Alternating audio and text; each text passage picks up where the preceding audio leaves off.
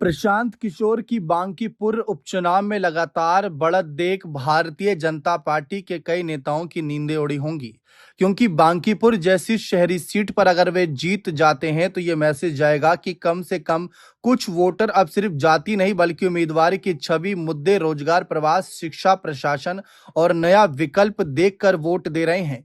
हालांकि सिर्फ इस जीत से जातिवादी राजनीति का अंत नहीं होगा, लेकिन राज्य भर में चर्चा जरूर तेज होगी। मीडिया, बुद्धिजीवी और युवा वर्ग में गवर्नेंस, पारदर्शिता, नौकरशाही, सुधार और मेरिट पर ज्यादा बात होगी। लेकिन इस बीच अगर आप देखें तो बांकीपुर एक ऐसी सीट जहां पर पिछले 3 दशकों से लगातार बीजेपी की जीत होती रही, या यूं कहें कि नितिन नवीन का परिवार लगातार जीतता आ रहा है। लेकिन प्रशांत किशोर चुनाव प्रचार के दौरान खुद कह चुके थे कि यहां हमारी जीत तभी होगी जब दशकों से भाजपा को वोट दे रहा एक बड़ा तबका हमारी तरफ शिफ्ट होगा। इसका मतलब था कि अगर यहां भाजपा हारी तो साफ है कि उसकी शहरी मिडिल क्लास और अपर कास्ट का मजबूत आधार हिल जाएगा।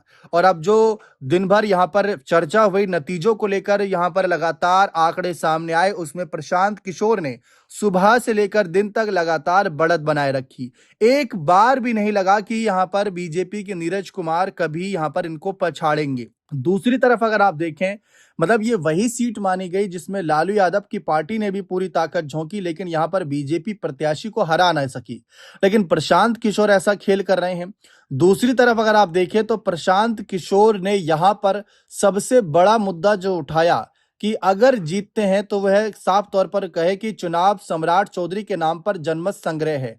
अगर भाजपा हारी तो इसकी नैतिक जिम्मेदारी सम्राट चौधरी को लेनी होगी, उनको इस्तीफा देना चाहिए। अगर नहीं देंगे तो इस्तीफा दो, भाजपा अपने आप ले लेगी। यानी कि सम्राट चौधरी की कुर्सी अब खतरे में आ चुकी है अगर विधायक कुर्सी पर पूरी मोहर लग जाती है प्रशांत किशोर की।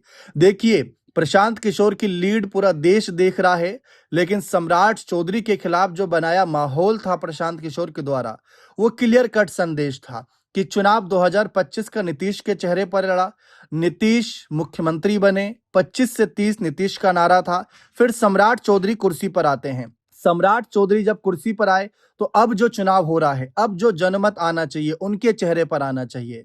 लेकिन अगर नहीं आ पाता है तो यह भी संदेश जाना चाहिए कि जनता को यह मुख्यमंत्री पसंद नहीं।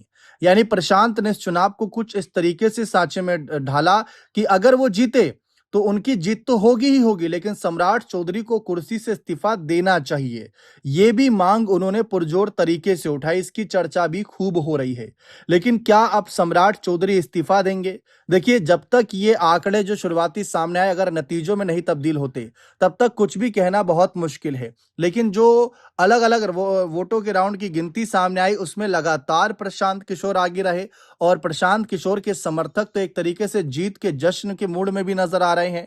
तो राज्य भर में अब इसकी चर्चा खूब शुरू हो गई है कि आगे क्या माहौल बनता है। वहीं नीतीश कुमार अब पहले वाली स्थिति में नहीं है। जेडीयू पहले से ही सत्ता के लिए गठबंधन पर निर्भर है। अगर भाजपा कमजोर होगी तो इसका असर जेडीयू पर भी पड़ेगा। पार्टी का एक धड़ा आरजेडी से ज्यादा बीजेपी के साथ कंफर्टेबल रहता है।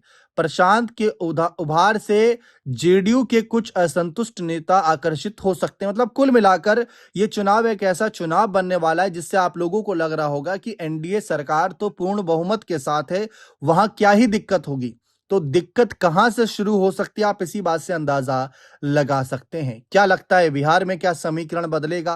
क्या इस्तीफे होंगे अब? क्या प्रशांत किशोर बिहार में एक नया चेहरा बनकर उभर रहे हैं? अपनी राय कमेंट सेक्शन में अवश्य दीजिएगा।